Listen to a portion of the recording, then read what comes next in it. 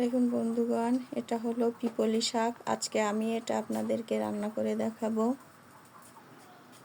এই যে আমি লবণ হলুদ দিয়ে মাছগুলো একটু ভেজে নিব।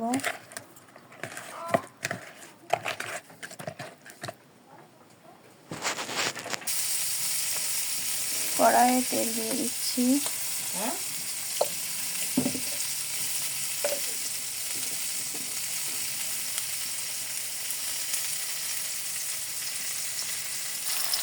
দিয়ে দিয়েছি পেঁয়াজ, মরিচ, লবণ, হলুদ।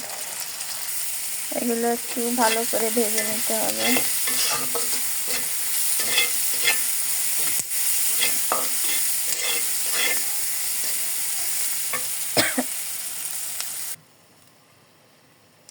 পানি দিয়ে দিয়েছি, খুব বেশি পানি লাগে না।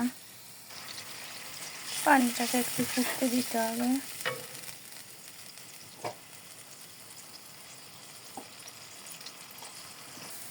এখন দিয়ে দিচ্ছি কেটে রাখা আলু।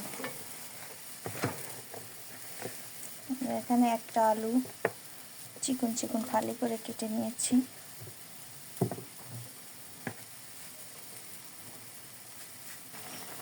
এখন দিয়ে দিচ্ছি আমাদের সেই পিপল শাক।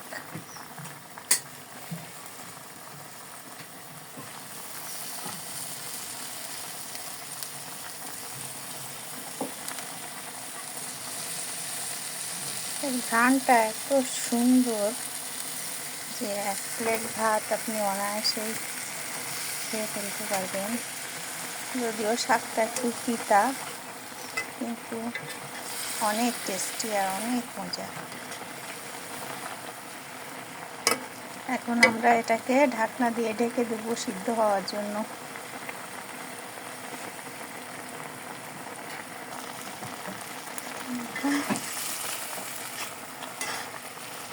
কমে কতটুক হয়ে গিয়েছে।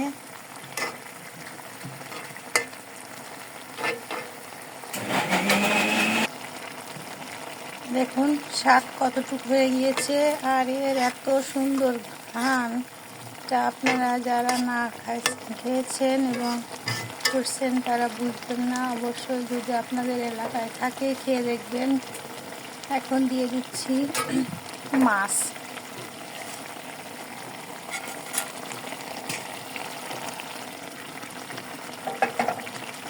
এগুলো আমি আগেই ভেজে রেখেছিলাম, এখন দিয়ে দিব।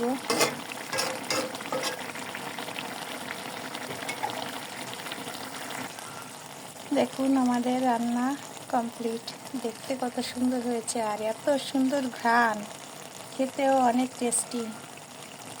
অবশ্যই রান্না করে খাবেন এবং আমাকে জানাবেন কেমন হয়েছিল।